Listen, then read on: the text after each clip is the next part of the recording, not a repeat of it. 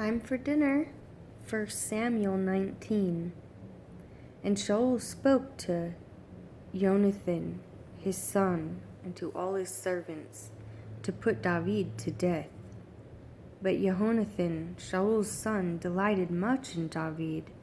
And Jehonathan declared to David, saying, My father Shaul seeks to put you to death. And now, please be on your guard until morning, and dwell in secrecy and hide. And I myself shall go out, and stand beside my father in the field where you are, and speak with my father about you, and shall see and shall let you know. And Jehonathan spoke well of David to Shaul his father, and said to him, Let not the sovereign sin against his servant, against David, because he has not sinned against you, and because his works have been very good toward you. For he took his life in his hands and struck the Philistine, and Jehovah wrought a great deliverance for all Yisrael. You saw it and rejoiced. Why then do you sin against innocent blood, to put David to death without cause? And Shaul listened to the voice of Jehonathan, and Shaul swore, As Jehovah lives, he does not die. Jehonathan then called David, and Jehonathan told him all these words. So Jehonathan brought David to Shaul, and he was in the presence as before. And there was fighting again, and David went out and fought with the Philistines, and struck them, a great smiting, and they fled before him. And an evil spirit from Jehovah came upon Shaul, as he sat in his house, with his spear in his hand, and David was playing the lyre with his hand. And Shaul sought to strike the spear through David, and into the wall, but he slipped away from the presence of Shaul. So he struck the spear into the wall, and David fled and escaped that night. And Shaul sent messengers to David's house to watch him and to put him to death in the morning. And Michal, David's wife, informed him, saying, If you do not save your life tonight, tomorrow you are put to death. So Michal let David down through a window, and he went and fled and escaped. And Michal took the household idol, and laid it in the bed, and put a cover of goat's hair for his head, and covered it with a garment. And when Shaul sent messengers to David, she said, He is sick. And Shaul sent the messengers back to see David, saying, Bring him up to me in the bed to put him to death. And the messengers came in and saw the household idol in the bed with a cover of goat's hair for his head. Shaul then said to Michal, Why have you deceived me like this, and sent my enemy away so that he escaped? And Michal answered Shaul, He said to me, Let me go. Why should I put you to death? Now David fled and escaped, and went to Shemuel at Ramah, and told him all that Shaul had done to him. And he and Shemuel went and dwelt in Navith. And it was reported to Shaul, saying, See, David is in Navith in Ramah. And Shaul went, and Shaul sent messengers to take David. And they saw the assembly of the prophets prophesying, and Shemuel standing as leader over them.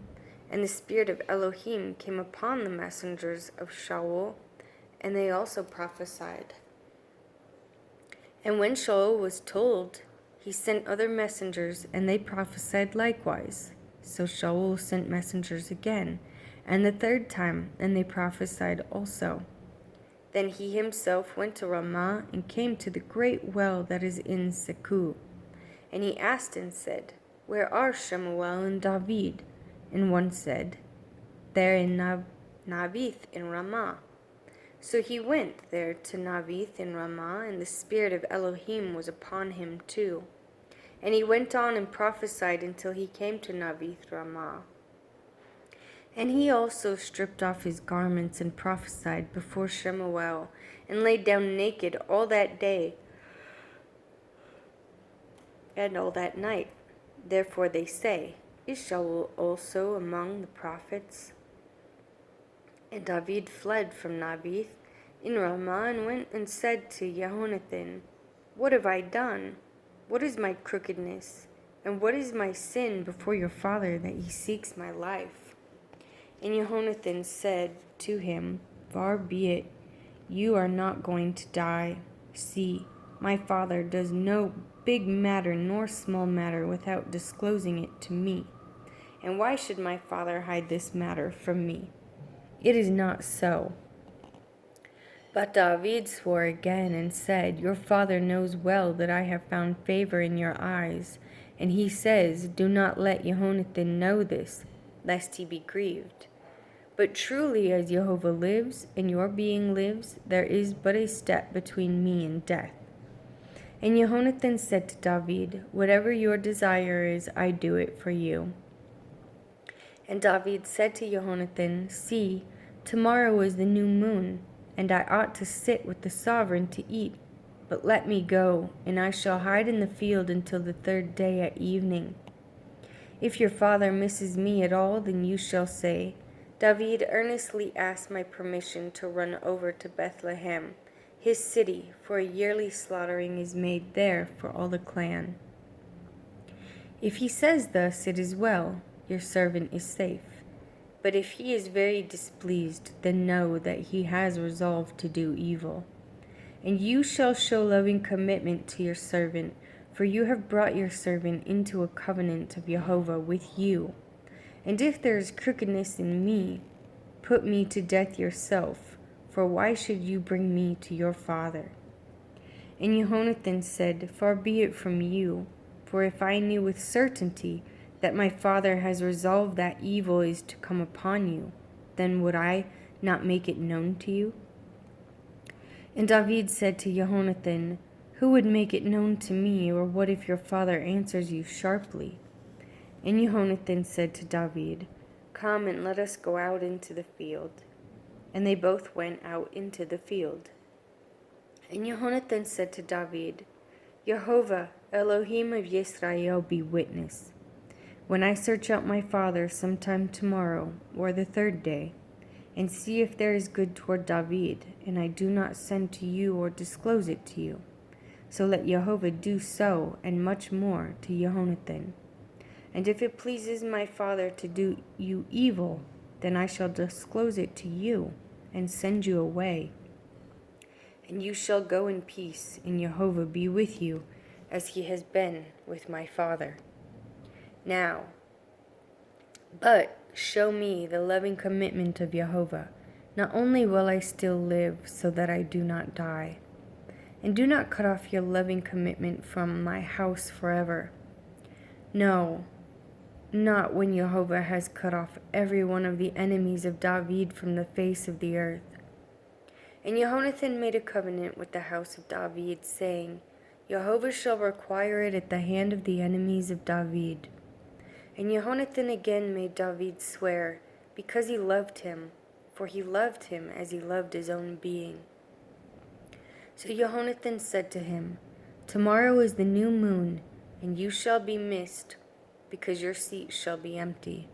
And on the third day, go down quickly, and you shall come to the place where you hide on the day of the deed, and shall remain by the stone Estel. And let me shoot 3 arrows to the side of it as though shooting at a target. And see, I shall send the youth, saying, Go find the arrows. If I expressly say to the youth, Look, the arrows are on this side of you, get them and come. Then, as Jehovah lives, there is safety for you and no concern. But if I say thus to the youth, Look, the arrows are beyond you, go your way, for Jehovah has sent you away. And as for the word which you and I have spoken of, see, Jehovah is between you and me forever. And David hid in the field, and when the new moon came, the sovereign sat down by the food to eat. And the sovereign sat on his seat, as the other times, and his seat by the wall with Jehonathan standing and Abner sitting by Shaul's side by the place of David was empty.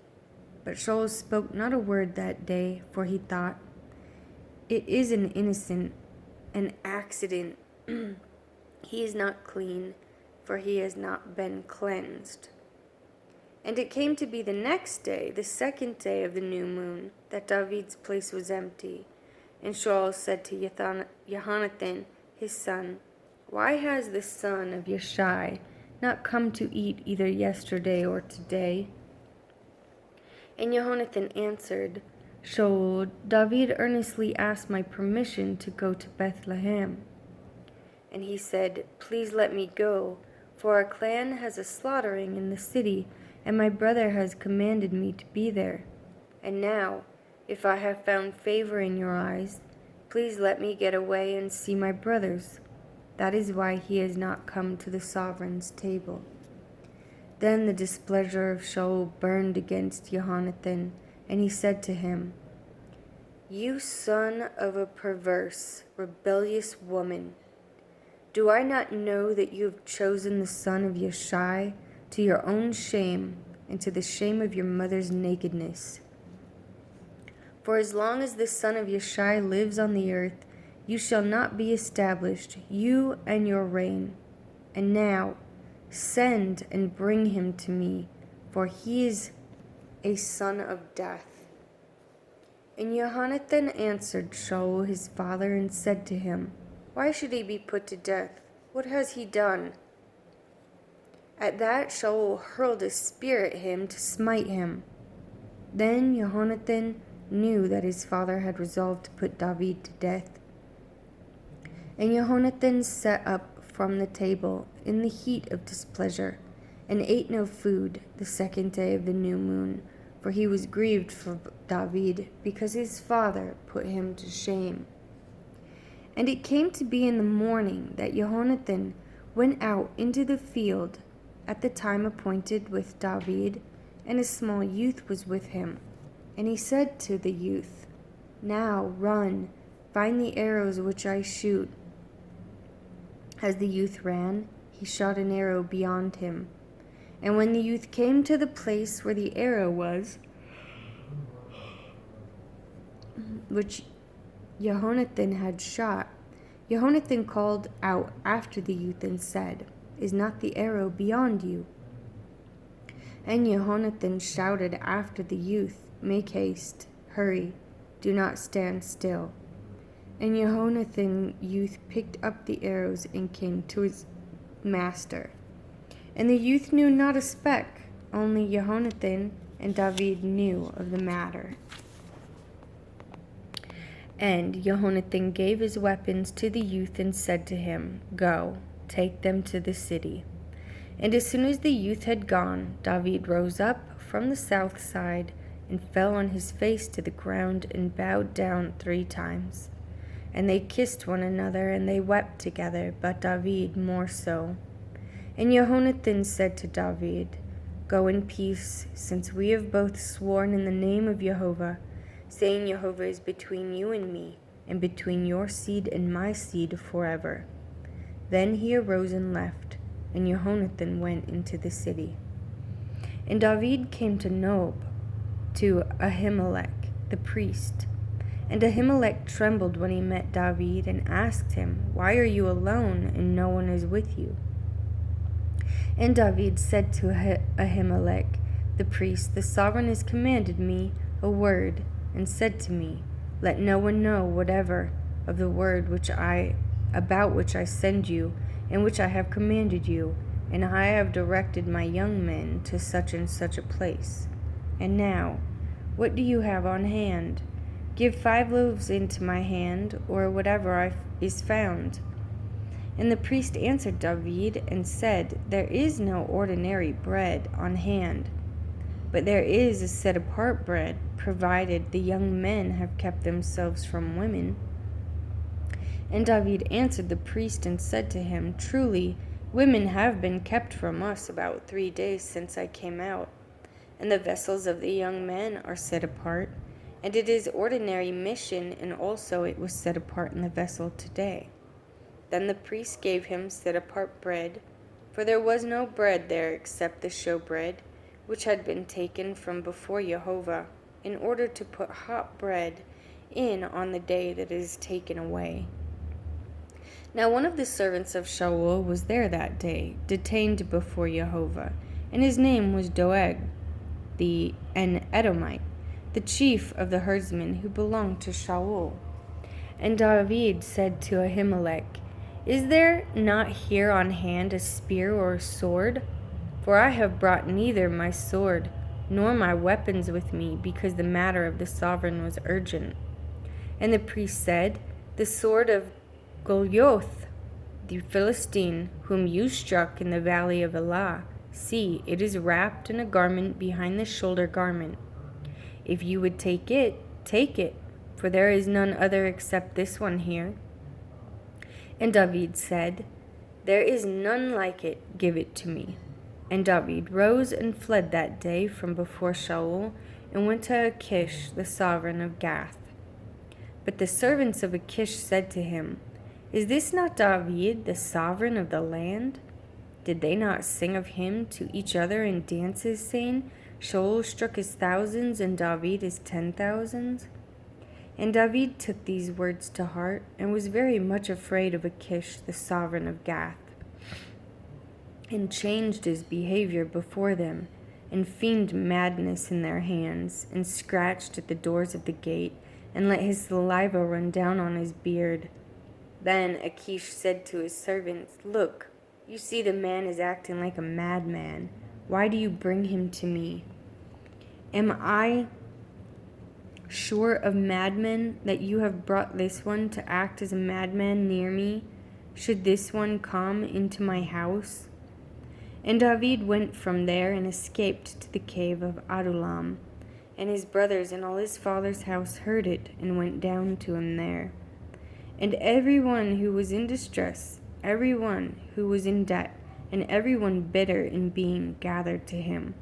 So he became head over them, and there were about 400 men with him. And David went from there to Mitzpeh of Moab, and said to the sovereign of Moab, "Please let my father and mother come here with you, till I know what Elohim does for me." And he let them with the sovereign of Moab, and they dwelt with him all the time that David was in the stronghold. And the prophet Gad said to David, "Do not remain in the stronghold. Leave and go to the land of Yehudah." So David left and went into Hereth woods. And Shaul heard that David and the men who were with him had been discovered, while Shaul was in Geba, sitting under the tamarisk tree in Ramah, with his spear in his hand, and all his servants standing around him. And Shaul said to his servants, who were standing around him, "Hear now, you Binyamites, does the son of Yeshai give every one of you fields and vineyards, and make you all commanders of thousands and commanders of hundreds? For all of you have conspired against me, and there is no one who reveals to me that my son has made a covenant with the son of Yeshai. And there is not one of you who is grieved for me, or reveals to me that my son has stirred up my servants against me, to lie in wait, as it is this day." And Doeg, the Edomite, who was set over the servants of Shaul, answered and said, "I saw the son of Yeshai going to Nob, to Ahimelech son of Ahitub. And he inquired of Jehovah for him, gave him food, and gave him the sword of Goliath, the Philistine. And the sovereign sent someone to call Ahimelech, the priest, son of Ahitub, and all his father's house, the priests who were in Nob, and they all came to the sovereign. And Shaul said, "Hear now, son of Ahitub." And he answered, "Here I am, my master." And Shaul said to him, "Why have you conspired against me, you and the son of Yeshai, by giving him the bread and a sword, and have inquired of Elohim for him, to rise against me, to lie in wait, as it is this day?" And Ahimelech answered the sovereign and said, And who among all your servants is so trustworthy as David, who is the sovereign son-in-law, and has turned aside to your counsel, and is esteemed in your house? Have I today begun to inquire of Elohim for him? Far be it from me. Let not the sovereign lay a case against his servant, or against any in the house of my father, for your servant knew not of all this little or much. And the sovereign said, You shall certainly die, Ahimelech, you and all your father's house. The sovereign then said to the guards who stood about him, Turn and put the priest of Jehovah to death, because their hand also is with David, and because they knew when he fled and did not reveal it to me. But the servants of the sovereign would not lift their hand to come against the priest of Jehovah. And the sovereign said to Doeg, You turn and come against the priest. So Doeg the Edomite turned and came against the priest, and put to death on that day 85 men who wore a linen shoulder garment. And he struck Nob, the city of the priests, with the edge of the sword, from men even to women, from children even to nursing infants, and oxen and donkeys and sheep with the edge of the sword. And one of the sons of Ahimelech, son of Ahitub, named Abiathar, escaped and fled after David. And Abiathar reported to David that Shaul had killed the priest of Jehovah. And David said to Abiathar, I knew that day, when Doeg the Edomite was there, that he would certainly inform Shaul. I am accountable for all the lives of your father's house. Remain with me, do not fear, for he who seeks my life seeks your life, but with me you are safe.